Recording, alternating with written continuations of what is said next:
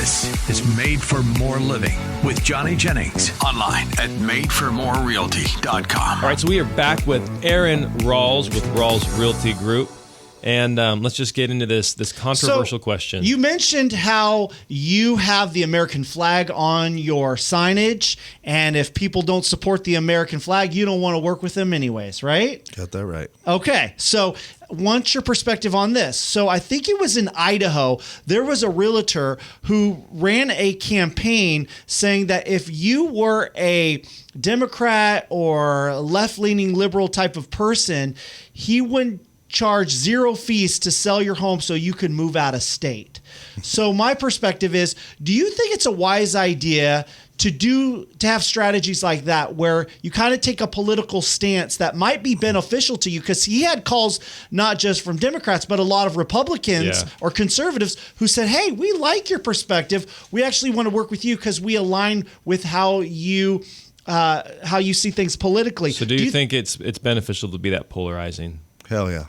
Yeah. Really? Explain. Yeah. I attract my tribe, you know. A lot of my business comes from people that think like me, look like me. I like the blue-collar, hardworking dudes or the self-made multimillionaires and people that stand up for what they believe in, good, strong family values, you know, Christian values, and if any patriotic values, and if people don't like it, I'd prefer not to work with them anyways. I don't need the money that bad.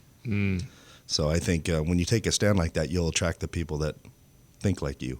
And it seems like build that's what more you're doing. loyalty that way. Yeah. More loyalty. That group, yeah. I can see that. And one way or the other. I mean, whatever side you think, if you're going to do that, you know, if you think more along those lines, you'll attract those people. Some would say, and I think Johnny has somewhat of a point, is that it's a risk, though, because you are alienating some potential clients. Could be, but I think the upside will be much greater. Yeah. But at the end of the day, too, you know, when I meet people open houses, I'm not asking those type of questions.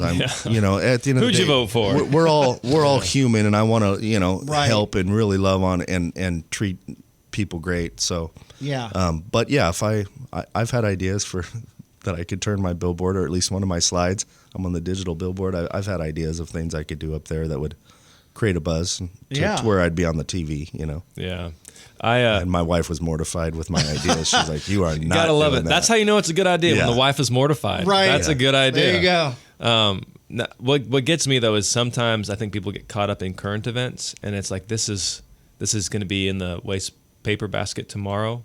Yeah. I'm more like I would take a stand on principles rather than opinions. Yeah. You know? That's me too. Yeah. And so that's probably I think we're in alignment there. Yeah, totally. But, and it basically, in my opinion, I'm always blown away. It's like common sense stuff. You know. It's not nothing tricky. It's not. Yeah. I appreciate the country that gave me everything that I've got. I've been to other countries. You know, there's a reason everyone wants to come here. Yeah. So I don't understand why everybody tries to trash it so bad. It's kind of crazy to me.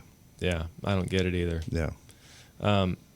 But anyway, so as far as advice for agents goes, if somebody was starting out or somebody who's maybe looking to increase their business, what is something you would recommend they do?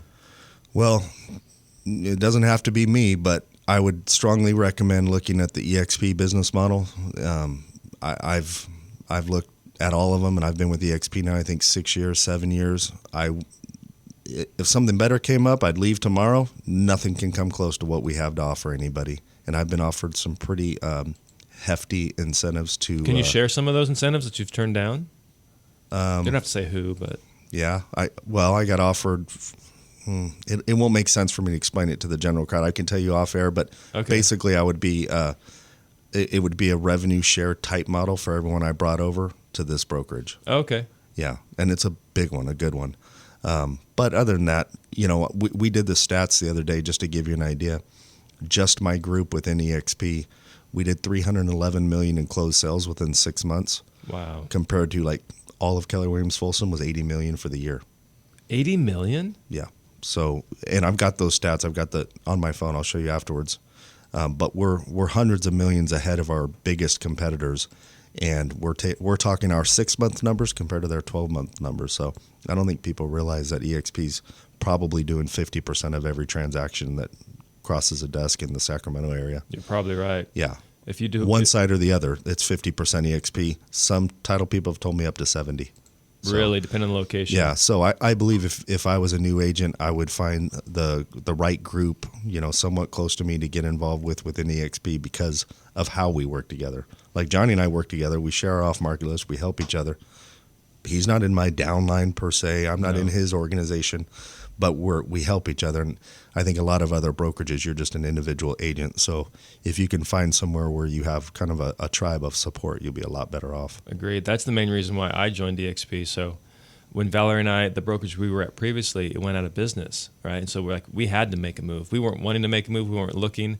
We interviewed 6 different brokerages, and we ended up at EXP, not necessarily because of the comp plan. The comp plan was, attractive, but mainly who we were aligning with. Yeah. And that was the main differentiator for us. And since then, our business has grown by leaps and bounds. Well, yeah, you guys are killing it. Well, proximity is power, right? Yep. So I wouldn't have had the connection with Brent had I been somewhere else. I wouldn't have had the introduction to Tom if I'd been somewhere else. And so if you're not happy where you're at, I would first look inside, figure out what you can do differently, right? Because it's ultimately you're an independent contractor, you're in control. But also, if people are not helping lead you, guide you, if they're not modeling what it is you want, then maybe you need to go somewhere else. Yeah. Yeah, so. And a lot of new agents, you got to go into this knowing that you're your own boss. And yep. Your own boss when you're your own boss, you can be real cool to yourself. You can take the week off if you want, but it's one of those games where you got to really keep the pedal to the metal, or all of a sudden you won't have anything going. Yep, I heard it said once, you're the best boss you've ever had and the worst employee you've ever had, all rolled up in one in real estate. Yeah, so it takes discipline, and what's great is there is no ceiling to the amount of money you can make. I talked to a young gal yesterday that's getting her license. There is no ceiling to what we can make. I'll bet you and I could sit down after this for an hour and find a way to make $500,000 in the next 30 days if we really, thought about it. And, I think a lot of people, real estate agents, their goals are set too low. And then a lot of people get real hard on themselves because they don't succeed so fast. I did a meeting a couple years ago with all those Selling Sunsets, those type of shows. Yeah. And I had all those gals on there, and I had their photos up, and everyone on my team, all the girls especially, knew who they were. Yep. I didn't. My wife told me the thing, and I was looking them up on the MLS, and then I put the stats next to it. Like, she hasn't sold a house in a year. She has sold 1 in the last year. She has sold 2 in the last year. So don't get caught up in all the fake stuff you see on TV. No. My favorite quote, believe none of what you see and none of what you hear and only half of what you see. Yeah. So real estate's all smoke and mirrors. Honestly, a lot of times it disgusts me. Mm-hmm. The whole industry disgusts me. The egos, the way people try to big time each other, it's crazy to me. Mm-hmm. Whatever. I stay in my lane and just keep helping my people, and the referrals keep coming, and it's like, all right. So as far as agents, make sure you're aligned with somebody that can help you win. But as far as clients go, actually, let's do this. You mentioned you had a cool Tom Dave story, talking about the man, the myth, the legend. Yeah, when I was brand new, before I realized how important it was to self-educate and become an expert in this field, I went on a listing appointment. I believe it was in Loomis, and I was maybe a couple months in, and I don't even remember how they got my info, but I'm wearing my shirt, my tie. I'm nervous. I don't really know anything yet. No one's there to help me either. At my last the brokerage I was at, we had a competing broker who would go compete against us for listings. It was crazy. Gosh. Yeah, it was horrible. And this property, they were doing interviews every 30 minutes with agents, and I was out front, 10, 15 minutes early, and I see Tom Daves and someone else walk out together, and I thought, oh man, this is a done deal. Why am I even going in here? I'm up against this legend. Yeah, so I didn't get the listing. I wonder who did. But now I think you'd stand a good chance. Now I'd probably be all right. Yeah. Yeah. But now if I'm there, it's because one of their neighbors already told them about me, or their cousin. It's not a cold referral. It's pretty cool. Not a lead. Yeah, I went on a listing appointment not long ago in El Dorado Hills, and I said, how'd you guys get my number? They go, we had to actually look up your number, but we have 2 different friend groups, and when we were talking about selling, your name came up from both groups as being the guy to call. Wow. How do you attribute that? Because, 9 years is a long period of time, but it's also a short period of time. Like Tom Dave's been doing this over 40 years. You 9 now. How did you get in those 2 friend groups to where they're referring you out? When early on in my career, I was casting a really big net. I was marketing Roseville. You know, if I'd get a listing or go penning, I'm spending the money on Corfact and mailers and, you know, Facebook ads. And once I tightened up my net now is Folsom Eldorado Hills. Number one, because I hate having to try. Like I have one in Lincoln right now. It took me an hour and 4 minutes to get there from my house. I'm thinking, my goodness, I could have went to Tahoe in this amount of time. You know, I'm going on 65 and everything. So I hyper focus Folsom Eldorado Hills now. Okay. So now instead of spending a little bit everywhere, I got a good tight network there. Plus, I'm constantly open houses, signs, open houses. You know, and then whenever I take a listing, I run ads on Instagram and Facebook for the property. So I'm just kind of everywhere. Got it. So you're the Hulk in the puddle rather than just a splash in the ocean. Yep. Got it. So, and that tend to work a lot better. Plus, my wife is a full-time agent also, and she's a lot more put together than I am, so that helps. And you know, a lot of times, you know, if it's a divorce or things like that, it's good having a husband and wife team. You know, we can help each other. It does. They tend to gravitate towards one or the other. Yeah. So that always helps, you know. And plus, I don't want some guy feeling weird about meeting his wife at a house or whatever, you know. Hey, my wife and I are both available. You guys let us know. Mm-hmm. And we do work hard. You know, if someone calls, I've shown properties. I have 10 acres, and I'd be out chainsawing in the winter, you know, covered in mud and sawdust. And if I get a call and someone wants to see a property, I'm like, I can be there in 20 minutes, but I am dirty. I've been working on my property. They're like, we don't care. People respect that, you know. Love it. So, Valerie, there's a story that I love telling about Valerie where this guy walked up to her. Brent had called her out at some team meeting or something. Valerie's my wife. She also does real estate, for those of you who don't know. And I just closed one with her a couple months ago. Yeah. Effortless. Yeah. She's awesome. But Brent was talking about how successful she was to go up and talk to her. If you want to get some tips from Valerie on how she's successful, go ask her. She'll tell you exactly what she's doing. And so this gentleman walked up to Valerie and goes, after the meeting, and goes, Valerie, exactly what is it you're doing? Like, how can I succeed? I want to attain the same success you have. And she said, I just don't tell clients no. Like if they want to see a house, I'm going to show them the house. If they want to, I just don't turn down opportunities. Yep. And he's like, well, what if it's like during this time or this time? And she's like, then I'll figure it out. But I'm going to meet the client. I don't turn down opportunities.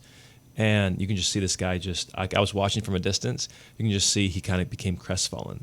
Like the silver bullet wasn't an easy path. It was the path he was unwilling to take. Yeah. Exactly.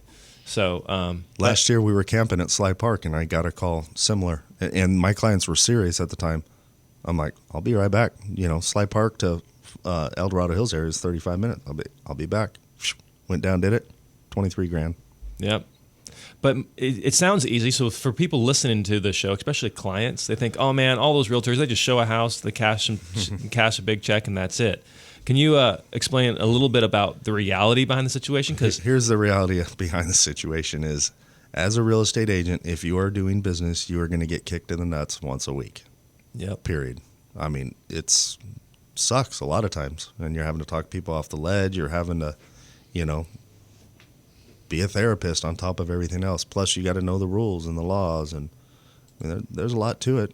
That's why most people fail. Over 90% in 5 years. Yeah. Quit. Yeah. If it was easy as hey, you know what, everybody hit pause. I'll be back in an hour, and then you're cashing a $23,000 check. If it was that easy, everybody'd be doing it. Yeah. 90% of people would not be dropping out after 5 short years. And I think the real estate, like I said earlier, it disgusts me so much. Is so many people, you know, they see the lifestyle, they see, you know, the G-Wagons and the, you know, I'm in these different groups. I actually started leaving them because I'm a new agent. What kind of car should I get? I'm like, what kind of car? Get a car that runs. Get a car that will get you to a property. Who cares, you know? Yeah.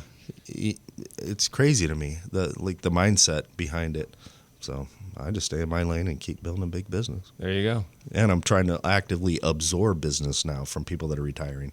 That's a growing model. With a marketing, you know, cross-promotion marketing plan and stuff. So that's 100% a growing model. So that's something we're doing as well. Smart. Because there's all these people whose businesses have wound down or are winding down, and it's like, who's going to help their clients? Right. You know, they might have grandkids, kids, you know, people that need property. They put in all that work. Hey, let me take it over. Referral fees for the rest of your life. Hopefully I can refer you $100,000 a year. Yeah. You know, I win, you win, the clients win. Yeah. Instead of just leaving them. Instead of them just being orphaned clients. Yeah. I absolutely. agree. So real quick, just so we get some info in here for buyers and sellers, what are you seeing in the marketplace? Let's speak to sellers first. You better price aggressive. Yeah. Price my plan, and any clients that listen to me, it works 100% of the time. Price it a little low, run the price up. Yep. When you start off high and you're doing those price drops, like trying to catch a falling knife, you're not doing yourself any favors. You got to price real aggressive. It is a buyer's market right now for sure. 100%. And people who, I always say, well, we can always come down on price, or we can always negotiate if we start high. Well, who are you going to negotiate with if nobody's submitting offers? I just had to have this talk with my clients. Nobody's coming in. We're not getting showings. The writing's on the wall. No offers that came. I mean, it's been 60 days at this point. Yeah. And finally, they're listening. We did 2, and sure enough, skyrocketed showings. Yep. Yeah. That's so price it right as info for sellers, and then for buyers, what would you tell them? I would say with buyers, work with agents that understand how to get creative and lenders that know how to get creative as far as rate buy downs, credits for closing costs, things like that, because I see people lose a lot of deals when I'm the listing agent and they're submitting offers where their client's wanting a lower price, even though their client's an FHA and can barely put down the 3.5%, whereas they could have offered $20,000 more and asked for a decent credit that would have helped their client even more. But if I'm in a multiple offer situation, or whatever, the other ones are cleaner, it's not my job to coach all my competitors on how to get an offer accepted. But exactly who you work with really matters. It does. Yeah. People don't understand that. Like if you go with like some generic person at Rocket Mortgage or Chase, retail. Like it's like you're going to have to come in higher if you're a buyer. Your purchase price is going to have to be higher than somebody's coming in with a lender that I know and trust already in the marketplace. Like you work with a great one. Who's your lender? My guy Albert Chavez with New Vision Lending. All of my deals, everyone that he can do it, he buys the rate down for the first year out of his commission.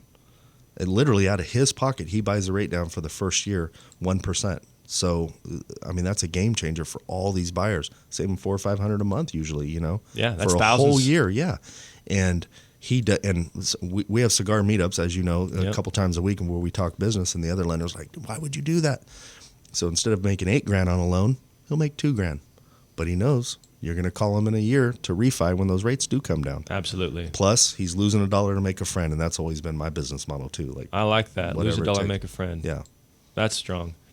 Real quick, you did mention cigars. I gave you that Endure cigar. Did you get a chance to smoke that? No, not yet. I'm saving. No, I've got it, but okay. I was just curious what you thought. Yeah.